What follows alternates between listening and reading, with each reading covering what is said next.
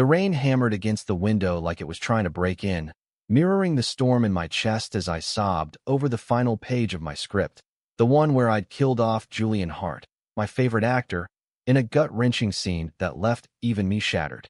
I'd poured everything into those words, my unspoken crushes, my hidden fears, the ache of loving someone from afar who could never know the color of my heart. Then the doorbell rang, sharp and insistent, and when I yanked it open, there he was, Julian Hart himself, drenched and disheveled, his blue eyes locking onto mine with a mix of fury and bewilderment. "Why the hell did you write me dead?" he demanded, shoving a crumpled copy of my script into my hands, water dripping from his dark curls onto my doormat. I froze, my tears still fresh on my cheeks, realizing in that heartbeat that my private grief had just collided with the very man I'd mourned. I stammered something incoherent, my voice cracking like cheap porcelain, as Julian pushed past me into the cramped living room of my Brooklyn walk-up. The apartment smelled of takeout lo mein and the lavender candle I'd lit to calm my nerves after that brutal writing session. Posters of old queer films plastered the walls. Brokeback Mountain, Moonlight, Call Me By Your Name. Reminders of stories that had saved me when coming out felt like stepping into traffic. Julian shook off his jacket like a dog after a bath, revealing a simple white tee clinging to his lean frame, and ran a hand through his hair, leaving it in artful chaos. "You sent this to my agent last week," he said, his voice low and edged with that signature rasp that had made him a star in indie dramas about broken boys finding their way. Anonymously, sure, but I recognized the return address from the envelope. "What kind of fan fiction is this? You had me dying alone in a hospital bed, whispering regrets about the loves I never chased." My knees buckled, and I sank onto the edge of the couch, the script tumbling to the floor between us. Julian Hart, the guy who'd played a closeted poet in Whispers in the Dark, a role that had me questioning my own silence at 17. I'd binge-watched his interviews, memorized the way his laugh crinkled his eyes, even joined fan forums where we dissected his every subtle glance at co-stars that screamed subtext. But this? Him here, in my space, accusing me of murder on paper? It was absurd, terrifying, and the most alive I'd felt in months. "It's not fan fiction," I managed, wiping my face with the sleeve of my hoodie. "It's my pitch for a series about queer artists in New York, chasing dreams and dodging heartbreaks. You were perfect for the lead, raw, vulnerable. I didn't think you'd ever read it." He paced the room, his boots leaving wet prints on the rug, glancing at the photos on my mantle. Me at my first Pride parade, arm in arm with my best friend Lena, both of us grinning under rainbow flags. A faded shot of my parents before the divorce, back when family photos didn't come with footnotes. Julian stopped at the bookshelf, trailing a finger over the spine of Audre Lorde's Zombie, then turned to me with those eyes that could unravel a scene. "Perfect, huh? So you kill me off to make a point? About what? How we all end up alone if we don't fight for it." There was hurt there, real hurt, and it twisted something deep in me. I'd written that death scene in a haze of my own isolation, after ghosting a guy I'd met at a writing workshop because his casual homophobia slipped out over beers. Julian's character was supposed to be my ghost, my what-if, dying with regrets that echoed my own unspoken ones. "I'm Alex," I said finally, extending a hand that he ignored, too busy studying me like I was the next plot twist. "Alex Rivera, 28, aspiring screenwriter, currently slinging lattes at a cafe in Williamsburg to pay rent. And yeah, maybe I poured too much of myself into that ending. But it's not about you dying. It's about living loud before it's too late." He snorted, but there was no real malice in it, just the exhaustion of someone who'd spent years playing parts that flirted with his truth without ever owning it. Rumors swirled about Julian, whispers in tabloids about exes who were just friends, red carpet dates with models that screamed PR. He'd never confirmed, never denied, letting the ambiguity be his shield. That night, as the rain eased to a drizzle, we talked. Or rather, he grilled me, and I spilled. About growing up in a conservative suburb outside Chicago, where gay was a slur hurled in locker rooms. About moving to New York at 22 with a duffel bag and a scholarship to NYU's film program. About Lena, my rock, a trans woman who'd clawed her way into Broadway callbacks while I hid behind my laptop. Julian listened, perched on the arm of my chair, nursing the mug of chamomile tea I'd thrust at him to warm up. Sounds like you've got stories worth telling, he said when I trailed off, his gaze softening. But killing the hero? That's lazy. What if he fights back? What if he finds the one person who sees through the bullshit? By midnight, the script lay open on the coffee table, red pen marks slashing through the death scene like fresh wounds. Julian sketched alternatives in the margins, his handwriting sharp and slanted, full of loops that betrayed a creative chaos. A love interest who challenges him, a best friend who calls out his fears, a climax where vulnerability wins over silence. It felt collaborative, electric, like we'd stumbled into our own metastory. When he stood to leave, the city lights flickering through the blinds, he paused at the door. Send me the rewrite by morning. And Alex? Don't cry for fictional me anymore. Real life's messier, and better. His smile was crooked, tentative, and as the door clicked shut, I pressed my forehead against it, heart pounding with the realization that my favorite actor wasn't just a face on a screen anymore. He was real, flawed, and dangerously close. The next week blurred into a frenzy of revisions and caffeine-fueled all-nighters.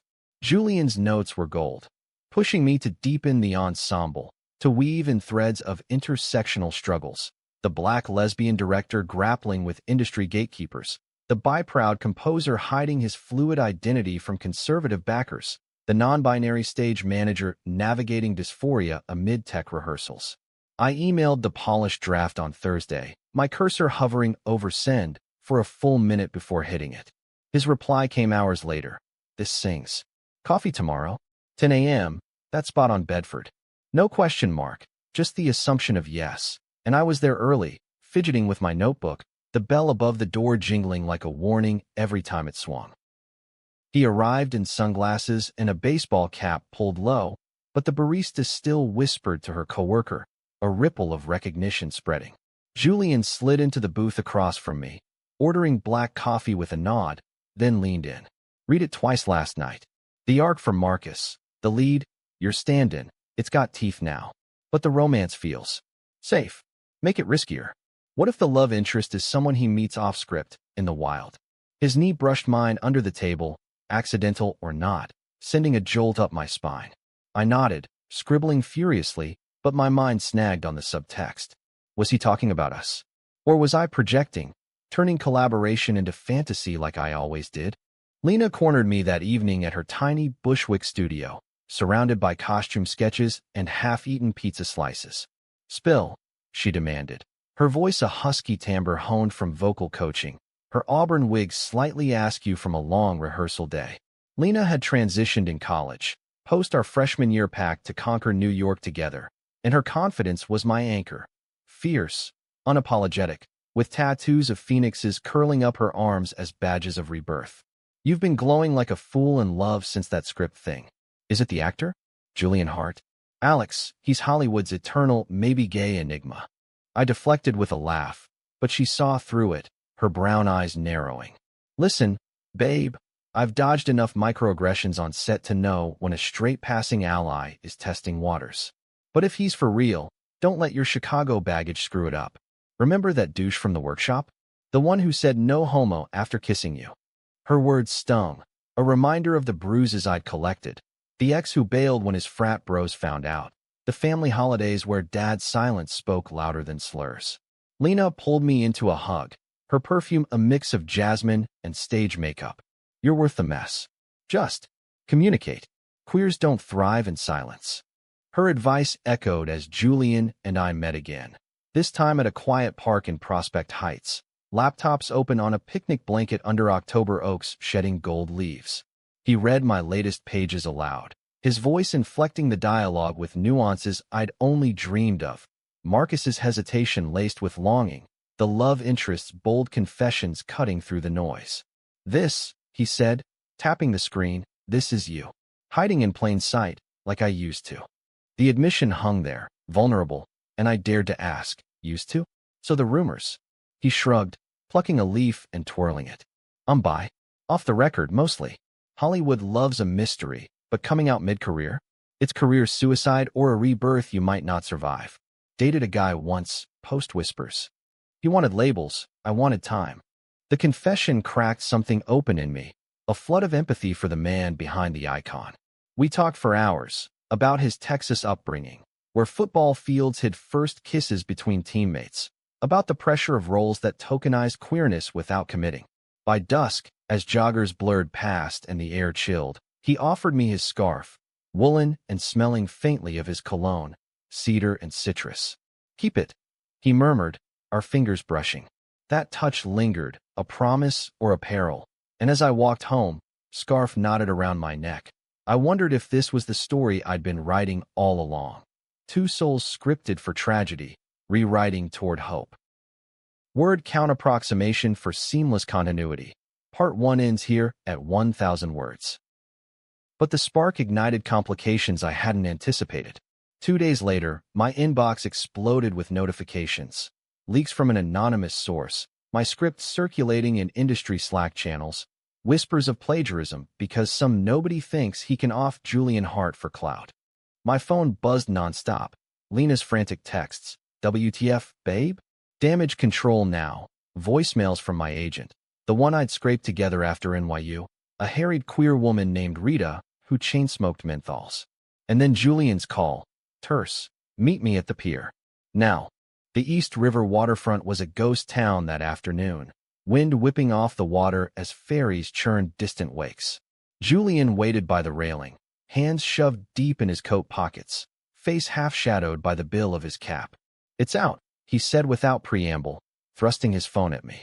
Screenshots scrolled, forum posts dissecting the snuff FIC that killed him, think pieces speculating if it was a diss track from a jilted lover. One headline screamed, Hart stalker strikes. Deadly script exposes actor's secrets? My stomach plummeted. I'd been careful, watermarked drafts, password-protected files, but someone had hacked or swiped it, turning my catharsis into a scandal. "Who?" I whispered, but he shook his head. Eyes stormy. "Doesn't matter. What matters is the spin. They're saying you're obsessed, that this is some queer revenge porn against straight-passing stars." The word queer landed like a slap. Not because he said it, but because it weaponized my truth.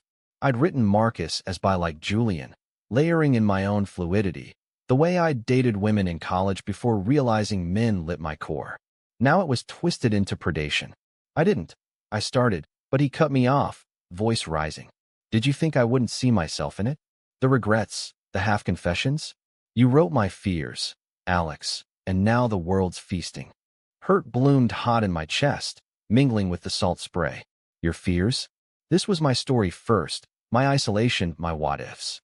You're the one who showed up, who pushed for more. We stood there, inches apart, the argument crackling like static.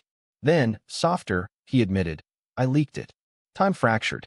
His words hung, a betrayal sharper than any plot twist. "Not to hurt you," he rushed on, seeing my recoil. "My publicist, she found the draft in my email, thought it was gold for buzz. Edgy collab with a rising voice." I said yes, thinking it'd launch us both. But it backfired. Now my team's panicking, talking damage control, maybe suing for defamation if it paints me wrong. Suing. The word echoed my father's divorce threats years ago, when Mom found my hidden diary of boy crushes. I backed away, the railing digging into my spine. "You used me. My pain, my script, for your comeback?" Julian reached for my arm, but I flinched. "No, Alex. It's more. This could be our shot. Rewrite it with me, make it ours. But we have to go public, controlled, on our terms." His eyes pleaded, the same ones that had sold heartbreak on screen 100 times. Part of me wanted to believe it, to grab the lifeline. But trust, once cracked, lets in the doubt. That night, alone in my apartment, I called Lena. She arrived with wine and her girlfriend, Mia, a soft-spoken Latina poet with a knack for untangling knots. They listened as I paced, script pages scattered like confetti from a funeral. "He's scared," Mia said gently, her voice accented with the lilt of her Puerto Rican roots. "By guys like him get the worst of it. Accused of fence-sitting, invading gay spaces, or worse, straight-washing for safety. But that doesn't excuse using your work." Lena nodded, fierce as ever. "Dump the script if you have to. Walk away. You've got talent without his spotlight." But as they left, hugging me tight, I stared at the scarf on my chair, Julian's scent clinging like a ghost. Walking away meant safety, but staying? It meant fighting for a narrative that included us both. Messy, real, unapologetic. The fallout rippled outward. By morning, my cafe job was a minefield. Customers side-eyeing me over their macchiatos, a coworker muttering, "Heard you're the psycho who killed Hart in a fanfic." Rita called again. "Kid, this is viral. Bad viral. But lean in. Pitch it as meta-commentary on fame and identity." I laughed bitterly, deleting hate mails that called me a predatory fag. Then Julian texted, "I'm sorry. Dinner? My place. No PR, just us." Against every instinct, I went. His Soho loft was worlds from my walk-up. Exposed brick, skyline views, a grand piano gathering dust in the corner. He cooked pasta carbonara, sleeves rolled up, revealing forearms etched with a small constellation tattoo I'd never noticed. Over candlelight, he opened up, really opened. Grew up in Austin, dad a rancher who prayed the gay away with football camps. Mom knew, baked me cookies after bad dates. First guy was a drummer in high school. We jammed in his garage till his folks found the Polaroids. His voice cracked on the memory, fork pausing midair. Acting saved me, hiding in roles. But the script? It called me out. Made me want more than shadows. I shared too. Nights crying in my dorm after my first boyfriend ghosted post coming out. The relief of Lena's hand in mine at our first drag show. Vulnerability bridged the gap, and when our hands met across the table, it wasn't scripted. It was choice. But dawn brought reality. His phone lit up with alerts, a tabloid outing him as bi based on insider sources from the leak. Fans divided between support and vitriol. "They'll crucify us," he said, but his grip tightened. "Unless we own it." We spent the day brainstorming, a press release framing the script as collaboration, a podcast where we discuss queer representation raw. It felt defiant, a high-wire act. As evening fell, he kissed me, soft, searching, tasting of wine and risk. "This is the plot twist," he whispered. Heart racing. I kissed back, the world narrowing to that moment. But in stories, every peak has a valley, and ours was barreling in. The podcast dropped a week later, recorded in a dimly lit studio off Times Square, our voices overlapping in nervous laughter as we unpacked the script's themes. Julian's charisma shone, turning potential train wreck into triumph. Fans flooded socials with Rewrite Heart, queer creators demanding solidarity. Lena and Mia hosted a watch party at their place, complete with homemade empanadas and a playlist of Julian's soundtrack faves. "You two are fire," Lena toasted, clinking her glass, though her eyes held a warning. "Don't burn out." Mia, ever the poet, slipped me a note. "Love is verse and revision. Edit gently." Production buzz hit fast. A streaming exec bid, greenlighting a pilot with our script as backbone. Casting calls buzzed. Lena auditioned for the director role, her monologue on trans resilience slaying the room. I shadowed as writer-producer, Julian attached to star, our chemistry now on-screen fuel. But success bred shadows. Old friends resurfaced. My college ex, Derek, now a producer's assistant, cornering me at a networking mixer. "Heard your heart's boy toy." He sneered, breath sour with whiskey. "Careful, Alex. By guys like him always bolt when the lights come up." His words wormed in, echoing Dad's post-divorce rants about phase attractions. Worse was Julian's family. He flew to Austin for a tense Thanksgiving, returning hollow-eyed. Dad walked out mid-meal. He confessed over late-night takeout in my apartment. Said the gay rumors were embarrassing the ranch. Mom cried. But she gets it, sent brisket and a note. "Be brave, like your roles." I held him then, his head on my shoulder, the weight of generational silence crushing. "My folks aren't saints," I admitted. "Mom's cool now, sends pride flags every June. Dad, he mails checks, no cards. Thinks love's a choice you outgrow." We clung to each other, two halves mending fractures we'd carried alone. The pilot shoot was chaos incarnate. Location scouts in rainy Chelsea, wardrobe fights over authentic queer chic, ad-libs that blurred fiction and fact. Julian and I stole moments in his trailer, scripts forgotten for quiet talks about futures, a cabin in the Catskills, co-writing without deadlines. But tension simmered. A co-star, Brooding method actor named Theo eyed Julian too long during table reads, his improv kisses lingering. Offset, Theo cornered me. He's playing house with you for the role. Seen it before, straight curiosity phase. Jealousy flared, irrational, but it gnawed. Was Theo right? Julian's bisexuality felt fluid, expansive. Mine, after years of erasure, craved certainty. Climax brewed on rap night, a rooftop bash overlooking the Hudson. Lena nailed her role, toasting with Mia under string lights. Julian pulled me aside, ring box in pocket. Not proposal, but a key to his loft. Move in, he said, nerves baring teeth. Build this for real. Elation surged, but Derek's ghost whispered doubt. Then Theo approached, drunk and bold. Congrats, Alex. But Heart's got history, hookups on every set. You're just the scriptwriter with benefits. Julian overheard, face thunderous. Back off, Theo. That's not. But I walked away, key burning in my palm, the party's joy curdling. Home alone, I drafted a breakup email. Polite, final, fingers trembling. Lena burst in unannounced, reading my face like Braille. Don't, she begged, forcing tea into my hands. Talk to him. Misunderstandings are the villain, not you two. Mia nodded from the doorway. Poets revise drafts. Lovers revise assumptions. Dawn found me at Julian's door, key turning the lock. He was pacing, eyes red. Theo's lying, exaggerating old flings to stir shit. You're it, Alex. The endgame. We argued, raw and raging, until exhaustion stripped us bare. I fear losing you to the spotlight, I confessed. To the ease of women, or whatever. He cupped my face. Spotlight's lonely without you.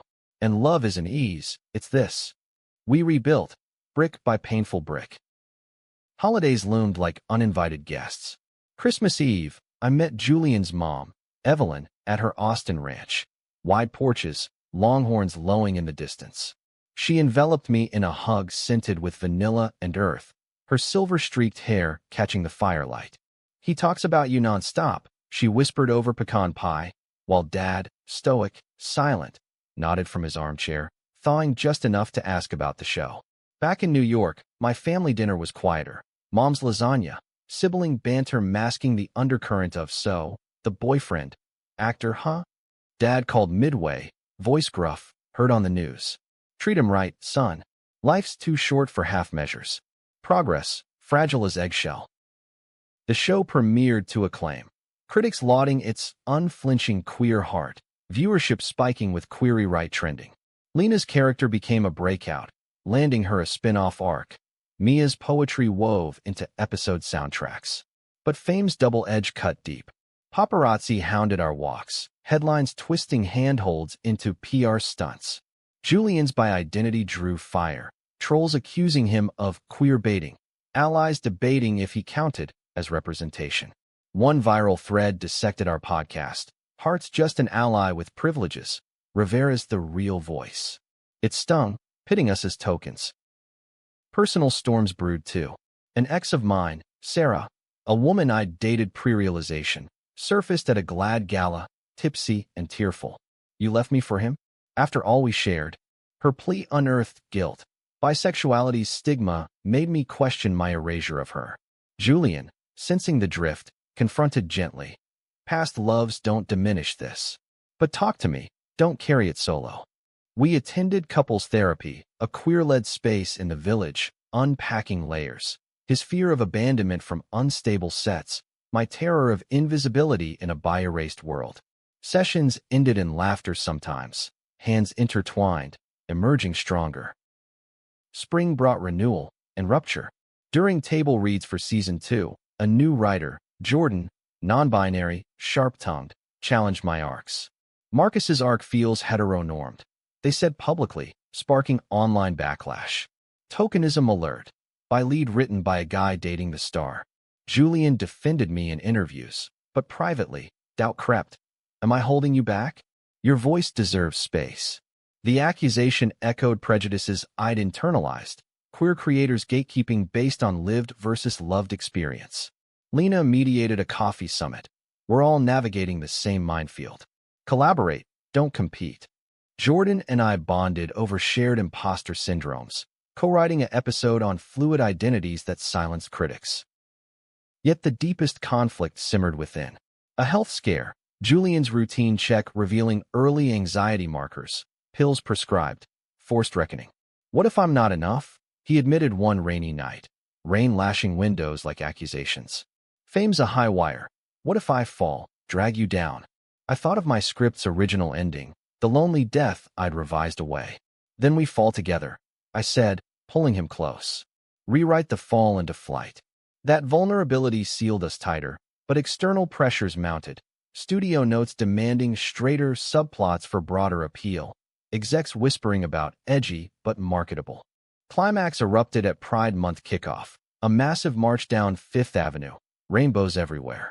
We marched with Lena, Mia, Jordan, the cast, a floating family amid floats and cheers. But midway, protesters, fringe group decrying corporate queerness, shoved signs, by equals betrayal. One hurled slurs at Julian. Fake ally. Chaos swirled, security swarmed. Julian froze, old wounds reopening, but I shielded him, voice steady. We're here. All of us. The moment went viral. Our linked arms, defiant smiles, sparking counterwaves of support. That night, exhausted in bed, he traced my jaw. You saved me today. We save each other, I replied. Love, it turned out, wasn't plot armor. It was the armor we forged. Summer sizzled with triumphs. Season 2 wrapped, Emmy nods trickling in. Lena's for supporting actress, mine for writing. We escaped to Fire Island, a bi-inclusive haven of dunes and bonfires, where Julian taught me to body surf, waves crashing like applause. Nights around driftwood fires, stories flowed. His first Pride in L.A., mine in Chicago's biting wind. Friends joined, Jordan with their partner, a quiet sculptor, Mia reading originals under stars. No cameras, just us, raw, reclaimed. But autumn winds carried undercurrents. My father's stroke hit like lightning, sudden, severe. I flew home, Julian insisting on coming, his presence a quiet bulwark in the sterile hospital hall. Dad, tubes snaking, rasped apologies. Should have said it sooner. Proud of you, son. Him too. Reconciliation, bittersweet, as Mom sobbed in the waiting room. Julian held my hand through the vigil, his steadiness a lifeline. Families rewrite too, he murmured. Recovery was slow, but letters arrived. Dad's shaky script praising the show, admitting he'd watched, teared up at Marcus's coming out scene. Back east, industry vultures circled. A rival streamer poached Jordan for a glossy queer drama, dangling authentic arc sands by consultants. Whispers accused me of nepotism, sleeping my way to credits. Julian's team pushed a solo project, a bi rom-com, to diversify his brand. Distance crept in, late shoots, separate press junkets. One night, post-gala, I snapped over a forgotten dinner. Are we co-stars or partners? He recoiled. Both, but the world's pulling. The fight escalated, old insecurities flaring. My fear of being the phase, his dread of clipping wings. Lena intervened, dragging us to her rehearsal space, a mirrored loft echoing with taps. Dance it out, she commanded, blasting show tunes. Absurd, sweaty, we moved, stumbles turning to sink, laughter dissolving walls. Mia joined, her poetry grounding. Conflicts are choruses, harmonize. We recommitted, scheduling us, time amid chaos. Weekly dates at hole-in-the-wall to carry us, script sessions devolving into makeouts. The true high tide crashed with betrayal's echo. Theo, blackballed but bitter, leaked doctored emails, twisted collabs into heart puppeteering Rivera's career. Tabloids feasted. Power imbalance. Is Alex the muse or the mark? Sponsors pulled from the show, fans splintered, some boycotting for abuse enablers. Julian raged in his loft, smashing a prop vase. I trusted him on set. I paced, gut churning. We fight back. Truth serum interview, full transparency. But doubt poisoned. Was there kernel truth? Had our worlds blurred boundaries? Rock bottom came at a fundraiser, GLBTQ Youth Center, ironies thick. A teen, wide-eyed, approached. Your story gave me courage to come out. Then pap flash, headlines brewing. Julian pulled me into a coat room, voice breaking. If this tanks us, I'm done, fame's poison. I cupped his face. Then we detox. Together. We emerged, arms linked, announcing a hiatus for the show, to refocus on authentic voices, crediting ensemble including Lena, Jordan's replacement. Healing unfolded in fragments. Therapy deepened, unpacking biphobia's barbs, how society polices fluidity, demanding allegiance. We volunteered at the center, mentoring kids on narratives. Your story's yours. Don't let trolls edit. Lena's Broadway debut coincided, her opening night a catharsis. Us in front row, cheering as she owned the stage. Mia's chapbook launch followed, poems of queer endurance dedicating a cycle to the rebuilders. Winter whispered resolution. On New Year's, snow blanketing Central Park, Julian knelt, not with a ring, but a revised script. Our story, metaframed, ending not in death, but dawn. Epilogue. They thrive, messy and true. Tears froze on my lashes. Yes. The kiss sealed it, fireworks bursting overhead. The new year dawned with deliberate grace. We relocated briefly to a Hudson Valley cottage. Creaky floors, wood stove glow. Co-writing the hiatus special. A queer anthology tying loose threads. Lena's director helming her episode on trans joy amid loss. Production was intimate, collaborative. Jordan guested, bridging old rifts with wit. Airing to Emmy's sweep, series, writing, Lena's win, validated the grind. Speeches rang true. Julian's on by visibility. Fluidity isn't fence-sitting, it's ocean. Mine on friendship's anchor. To Lena, Mia, the family we choose. Personal milestones layered in. Dad visited New York, wheelchair-bound but spirited, sharing beers with Julian on our balcony. Stories of ranch youth bridging gaps. Loves like cattle. Heard him gentle. He grunted, approval in his nod. Mom hosted a barbecue. Siblings grilling Alex the Writer tales. Sarah even attending. Exes evolving to acquaintances over potato salad. Challenges lingered, subtle. A trans fan's letter praised representation but critiqued. More non-binary arcs next? We listened, evolving season 3 with consultants, ensuring polyphony. Julian's rom-com flopped commercially but cult-loved for unapologetic by leads. Irony bonding us in laughter over reviews. Anniversaries marked growth. 1 year since the doorbell. A vow renewal of sorts. Just us at the pier. Rings simple silver. To plot twists and rewrites, we toasted. Lena officiated a caste union. Vows to mutual uplift. Mia reciting odes. The story's arc circled back that spring, full circle. Revisiting my original script, yellowed pages unearthed, we staged a table read for friends. Humorous now, the death scene eliciting groans. We killed that ending, Julian quipped, arm around me. Lena raised a glass, to living scripts. In quiet moments, reflections deepened. Love wasn't absence of conflict, but navigation through. Misunderstandings as mirrors, prejudices as prompts for growth. Our bond, forged in ink and tears, proved resilient. Two men, queer kinships woven tight, scripting not just shows but lives.